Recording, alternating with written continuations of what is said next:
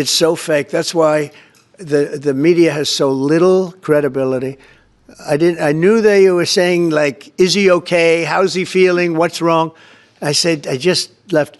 And it's also sort of a longer weekend, you know, it's Labor Day weekend. So I would say a lot of people, no, I was very active this Labor Day.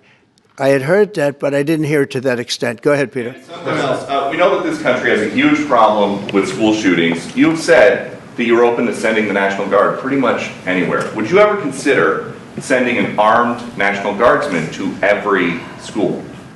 Well, we have a big problem with school shooting, but we also have thousands and thousands of schools that run perfectly. You know, they talk about you can do things construction-wise, and that's really, I think nobody knows more about construction than me. You can build the construction doors. You can build what they call safety doors, where they lock on the outside, the inside, and every place else. Well, but if one of these lunatics happens to get through, then the police can't get in. Then they're looking for keys all over the place, and it takes a lot of disadvantages to doing, you know, spending billions and billions of dollars and actually making it safer in some way for some of these lunatics that we're dealing with. But I don't think so. I've thrown out the concept. We have great teachers that love our children. The parents love the children. Teachers love the children too. And if you took a small percentage of those teachers that were in the military, that were distinguished in the military, that were in the National Guard, et cetera, and you let them carry.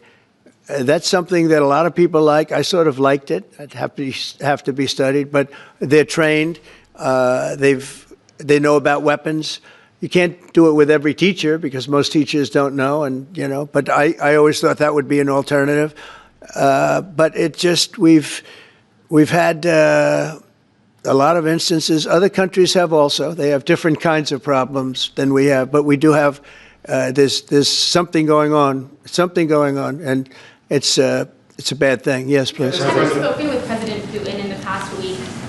Have you spoken with President Putin in the past week? Yeah, I don't want to.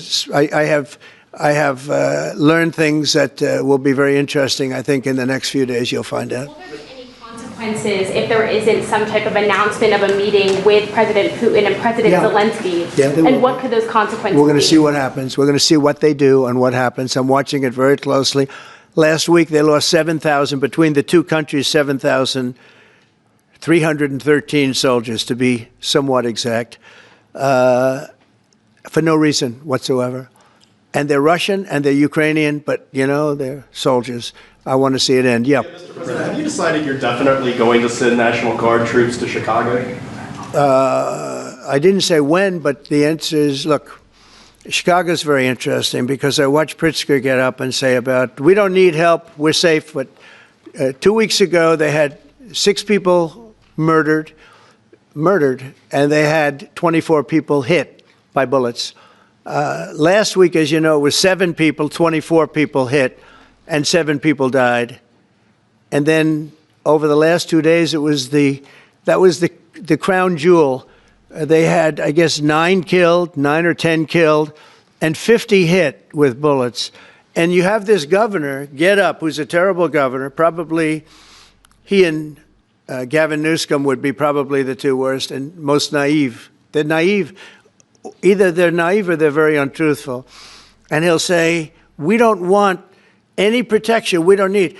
So in the last 3 weeks, he's lost almost 20 people killed. There's no place in the world, including you can go to Afghanistan, you can go to places that you would think of. They don't even come close to this. Chicago is a hellhole right now. Baltimore is a hellhole right now. Parts of Los Angeles are terrible. If we didn't put out the fires, and I mean the other fires, the bullet fires, they didn't do a good job with, they should have had the water coming down, like I said. You know, we had to release the water. We had to go in and release the water to L.A. It's so badly run. But if I didn't send the National Guard into Los Angeles, I would be making an announcement today. I'd be talking about Huntsville, and I'd simultaneously be saying, by the way, the Olympics is not coming to Los Angeles. If we didn't do that, and even the sheriff, the top law enforcement person in Los Angeles said, we could not have handled it without them. So that's what he said. Did you make your mind up on Chicago, though? Well, we're going in. I didn't say when, we're going in.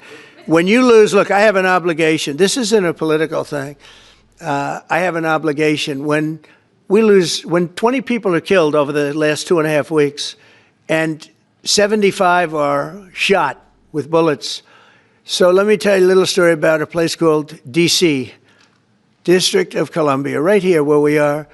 It's now a safe zone. We have no crime. It's in such great shape. You can go and actually walk with your children, your wife, your husband. You can walk right down the middle of the street. You're not going to be shot, Peter. You're safe. Everyone likes you anyway. They probably wouldn't do it. But it's so dangerous. And there are people in this audience that you've suffered greatly. There are people in this audience that have been mugged and hurt badly, and they don't want to talk about it. Maybe you were very brave in talking about it. You made quite an impression on a lot of people. I appreciate it. But there were other people in this room that have been hurt very badly just walking down the street in D.C. Washington, D.C. is a safe zone right now. It's a safe city. The restaurants are open. They're booming. You can't get a restaurant. New restaurants are announcing that they're going to be open. This took place in 12 days. Now it's 15 days, but 3 days ago it became what's known as a safe zone. It's a safe city. And this city was really bad, really, really bad. We took 1,600 people out, hardcore criminals that will not be coming back anytime soon. And we're very proud of it. You know, to have our nation's capital lose every week. You know, it was like years, many years, where every single week somebody was killed for many consecutive weeks. This went on for years. And then we had, last week it was announced that nobody was killed last week. And I made that announcement in front of a very distinguished leader of a country. And I'm saying proudly, ladies and gentlemen, nobody was killed in Washington, D.C. this week. He looked at me like, what's that all about? I say, yeah, we have a little bit of a crime problem. And we don't have a crime problem in Washington anymore. And the mayor has been very helpful, and the police commissioner has been very helpful, and it's been a great team. And I would love to have Governor Pritzker call me. I'd gain respect for him and say, we do have a problem, and we'd love you to send in the troops, because you know what? The people, they have to be protected. I saw today on one of your networks, not a friendly network, except really the opposite, I would say, very unfriendly network. And they interviewed about 12 people on this morning. Most of them were African American, who were black. And they were saying, please, please, please let the president send in. These were people from Chicago. Please, we need help. We need help. We can't walk outside. We're petrified. If the governor of Illinois would call me up, I would love to do it. Now, we're going to do it anyway. We have the right to do it because I have an obligation to protect this country. And that includes Baltimore. I saw where Governor Moore was asking me to take a walk down the street of Baltimore. Well, Baltimore is a very unsafe place. It's rated number 4 in the city, one of the most unsafe places anywhere in the world. But, you know, we took care. This was a beautiful thing that happened in Washington because we showed that it could be done. And this wasn't just sending big, strong guys, and they are big and they are strong. You know, we had a great decision from the Supreme Court that had to do with sort of talent. It had to do with you are put down based on merit. You can hire based on merit. So merit for a soldier or for a policeman is strong, physically fit, having a certain ability, not a person that is woke and got the job through woke, but wasn't strong enough to lift a gun out of the holster, et cetera, et cetera. No, I looked at the police. As you know, last week I went over, we had a meeting there had to be 300 people, and they were all very impressive looking. And when the bad guys see them, they're not going to do a thing. And so I'm very proud of Washington. It serves as a template, and we're going to do it elsewhere. But Chicago is certainly going to be high. I would love to have him call. I would love the governor of Illinois. I'd be honored to take his call. All he has to do is say, sir, we need help. It's out of control. And everyone knows it is. He's not kidding anyone. I would love to have I would say Governor Moore call, because I watched him over the weekend trying to explain that Baltimore, what they need is housing. No, they don't need housing. They need to get rid of the criminals. These are hardcore criminals. You know, we took many people off the streets of Washington, D.C. They're hardcore. They're not going to be good. In 10 years, in 20 years, in 2 years, they're going to be criminals. They were born to be criminals, frankly. They were born to be criminals, and they're tough and mean, and they'll cut your throat, and they won't even think about it the next day. They won't even remember that they did it. And we're not going to have those people. Washington, D.C. is now a safe zone. It's a safe place. And you can walk, Katie, you can walk right down the street with, by the way, one of the biggest human beings I've ever seen, which is her husband. He was a football player for like 11 years in the NFL. He's a big person. But big doesn't mean anything when they have guns and when they have knives and everything else that they have, right? But you can walk right down the street, even by yourself, and you're totally safe. Washington, D.C. is a great thing. Yes, ma'am, please. Mr. President, as you're calling on Democratic leaders across the country to work with you on crime, do you see your efforts here in D.C., including, for example, working with Mayor Bowser here as a model for bringing more bipartisanship in matters not only with crime, but also issues that matter to everyday American people's lives? So Mayor Bowser's been great. She could have taken the thing, oh, well, and then after I clean it up, they'll take credit for it. You know what they do is they take credit. Like, we cleaned up Los Angeles. We did a great job there. And it was overwhelming what was going on. And again, the police chief made a statement that we could not have done, there's no way they could handle it. You saw what was happening out there. It was going to be a disaster. We stopped it cold. If we didn't do that, would have been a very sad day. And you know, remember, we have the Olympics, we have the World Cup, we have all these things coming, and we have 250, all of these things coming.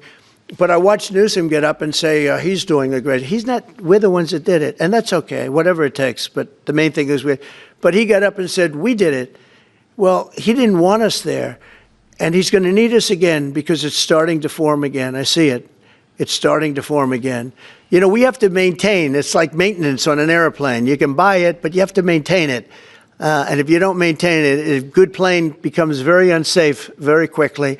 So it's an honor to do it. It's a lot of presidents wouldn't do what I'm doing. I don't need this heat. But when I watched television last night and I'm watching the news and I see that 9 people were killed in Chicago and 54 were badly wounded with bullets, I say, that's not this country. We have to do something.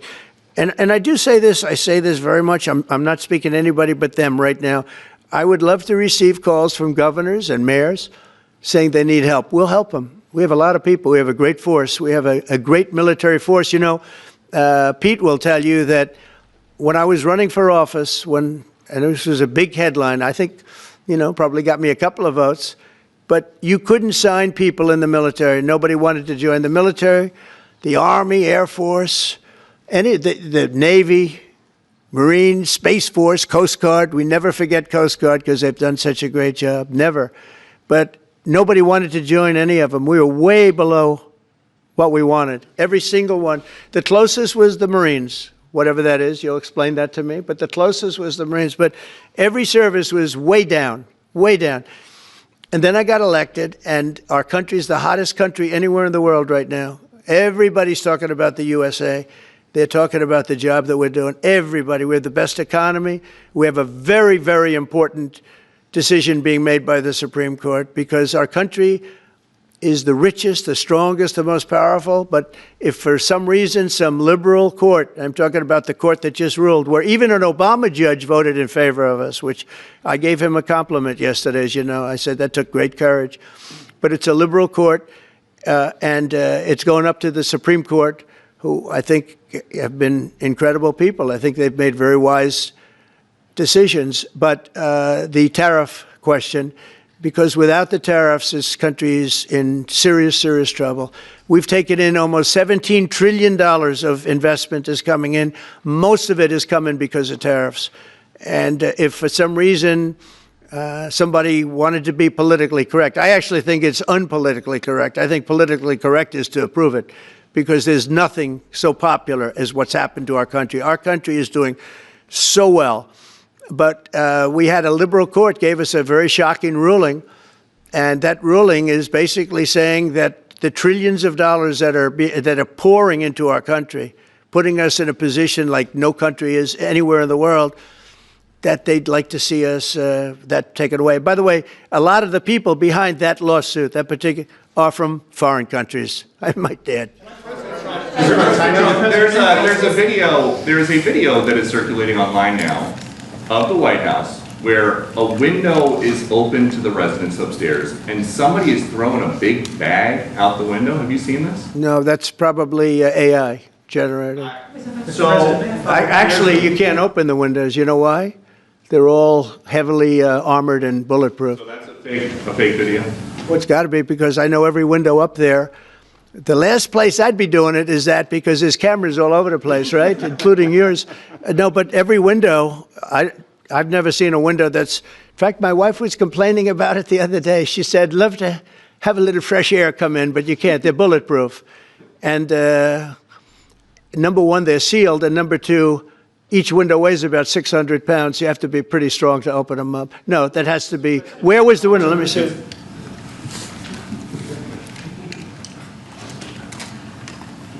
Maybe from the renovations? Which is the window? It looks like this is on the 15th Street side, I think. Yeah. So right here. Yeah, those windows are sealed. Those windows they're all sealed. You can't open them. What you were saying regarding the federal. It's the kind of thing they do. And one of the problems we have with AI, it's both good and bad. If something happens really bad, just blame AI. But also they create things, you know, it works both ways. If something happens that's really bad, maybe I'll have to just blame AI. But there's truth to it, because I see so many phony things. I saw something as I was growing up, from the time I was a baby till now. I said, who did that?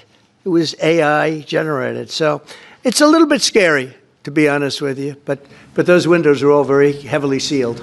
Thank you, Mr. President. I want to follow up with what you were saying regarding that federal appellate court that ruled against you and your administration as it relates to your ability. Well, they ruled against our country, the court, and they ruled against us before. It's a very liberal court. You called it highly partisan in your Well, it social certainly media is. posts. It certainly and in is. fact, it was along ideological lines, 7-4. Well, except that we actually got one of the Obama judges that was appointed by President Obama voted in favor of the tariffs, because he felt it was imperative for our country to thrive and survive even.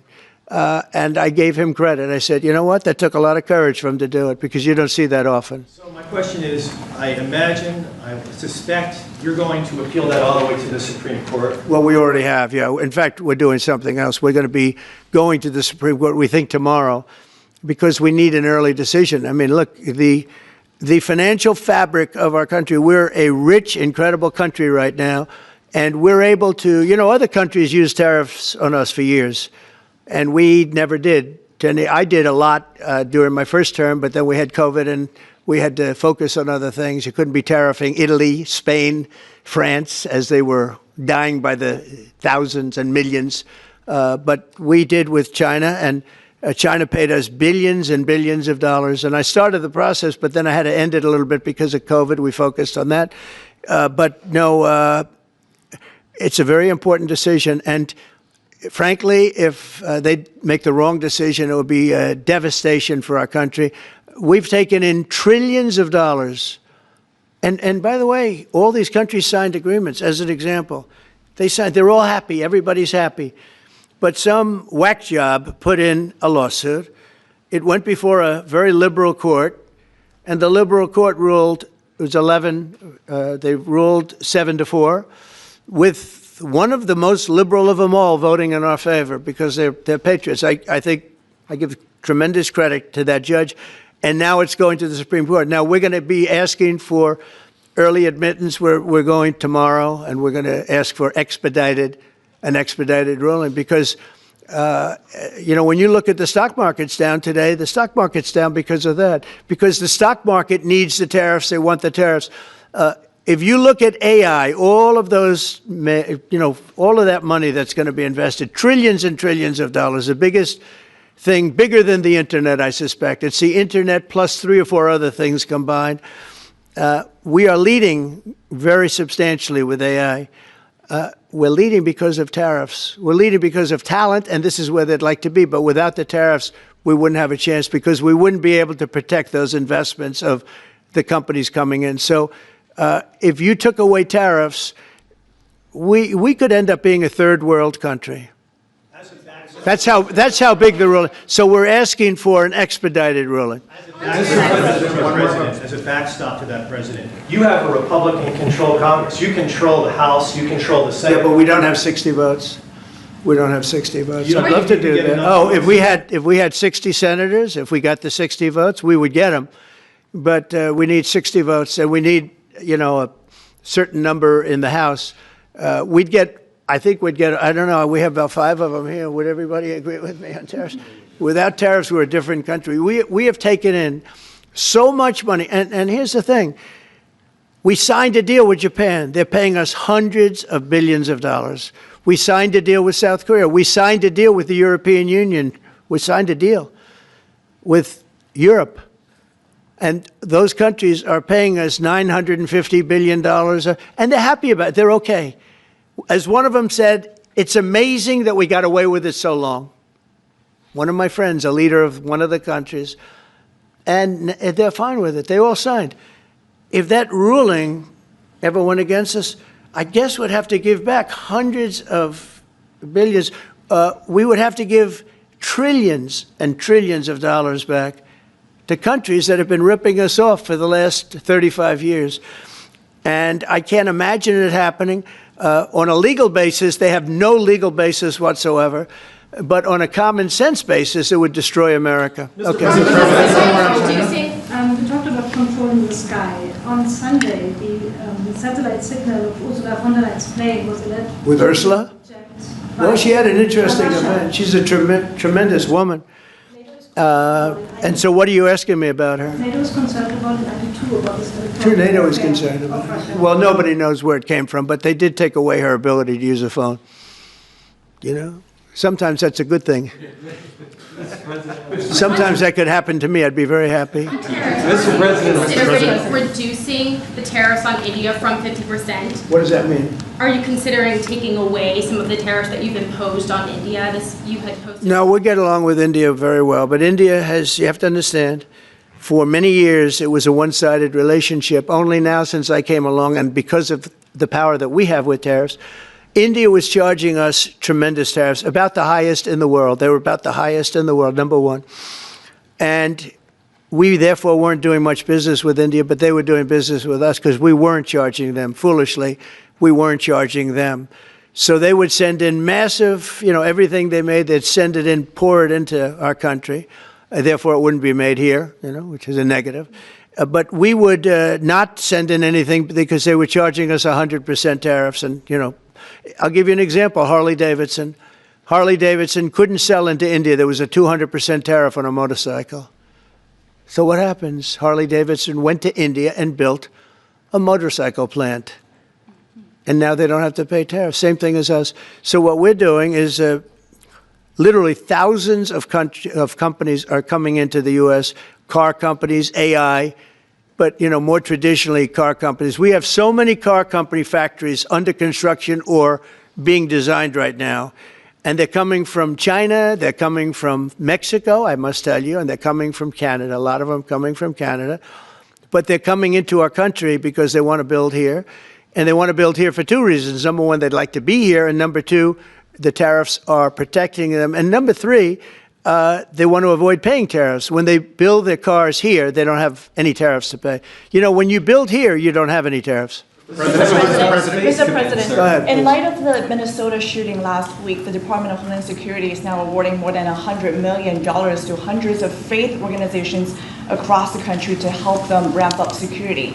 What's your vision for further protecting religious liberty across the country amid incidents of threats and So violence? religious liberty is so important, and we're talking about every religion now, and we're doing things on that nobody else has ever done, and we're going to be having a big announcement in about 2 weeks on that question. Yeah, please. On Space Command, sir, are you concerned that people may not be willing to relocate from Colorado to Alabama? No, I'm not worried. It will get somebody else. Colorado. The problem with Colorado is they have a very corrupt voting system. look, I have so many friends in Colorado. Anytime you have mail-in voting, you have corrupt elections. Very simple. It's very simple. Even Jimmy Carter said it with his commission. They set up a commission with him and Scoop Jackson and some people, highly regarded people. And they said the finding was, if you have mail-in voting, you will have corrupt elections. Well, your radical left governor decided that he was going to have all mail-in voting in Colorado. Once you have all mail-in voting, and for whatever reason, the Democrats cheat. And they cheat like, they're not stupid. That's the only thing. They're no good on policy. They're no good on management. They're no good at government. But they're great at cheating. And they stick together, too. I give them credit for sticking together. Mr. President, please. Obviously, this is a big win for national security, moving this to Alabama. We've all can agree with that. Big. Is there any idea of the economic impact this has on the state and on that local area? Katie, do you want to answer that? Look, I mean, go ahead. Please go. This is going to be tremendous. I mean, the state of Alabama, what we've seen through this process is the worst of Washington. We've seen politics get in the way of what is best for the warfighter, what's best for national security. And the state of Alabama is about to show the country the best among us. So we know the economic impact is going to be tremendous. There at Redstone Arsenal, we're proud to house everything from the FBI to headquarters there for material command to a number of things. We obviously have NASA with Marshall Space Flight Center, and so this naturally fits within. When you look at the decision matrix that they placed in front of us, that's why we ranked so high, is because we have the resources necessary and the ability to build out quickly to meet the needs in front of us. As far as economic impact, it would be tremendous. Does anybody have an exact number? 1,600 jobs. 3,000 spinoff. With 3,000 spinoff. Look at this. This is teamwork right here. So we are really proud, and the people of Alabama are ready to get to work. And I've got a housing question, if you could, just for a second, Mr. Yeah, President. please. Owning a home and going about the American dream seems like it's out of touch for a lot of Americans. Just recently, you pushed out a statement about addressing an emergency housing situation. That's right. We're thinking about doing that. Yeah, can you just... Well, we need a little help from the Fed. We have a man named Jerome Too Late Powell. You probably heard of him. He's too late. He's way too late. And the economy is so strong that it's pushing through that. Normally, it would have been much tougher. But we're doing so well that we're pushing through it. But it makes it very hard for people to get mortgages because too late is too late. Very simple. He's too late. And probably political, whatever. He wasn't too late before the election. Before the election, he was cutting rates, right? Because he was hoping that, I guess, Biden would get in or that Kamala would. He was a big Biden guy.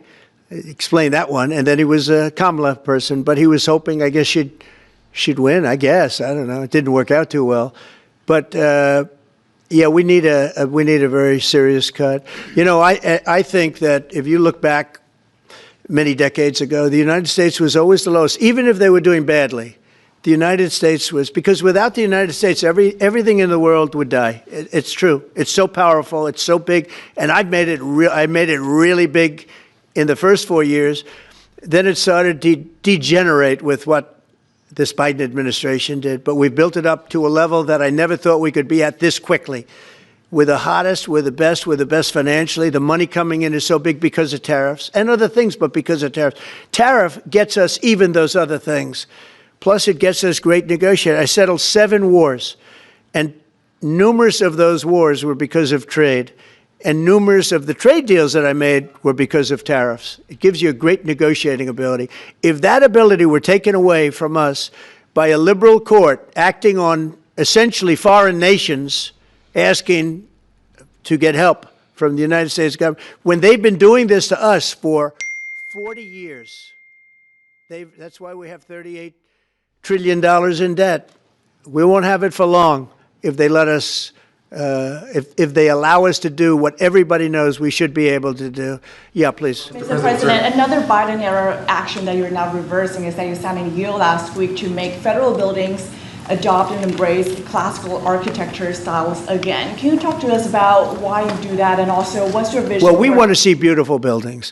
Now, you know, it's in the eye of the beholder. I've seen architectural reviews over the years. I'm an expert at it. I've gotten a lot of great reviews. But I've seen buildings that I didn't think were very good get great reviews, and I've seen great buildings get bad reviews. So, but it's just a standard. We want to have a good standard. We're building something here, you know, for 150 years they've wanted a ballroom at the White House. We're doing something at the highest level using great architects and all. And, you know, it's very exciting.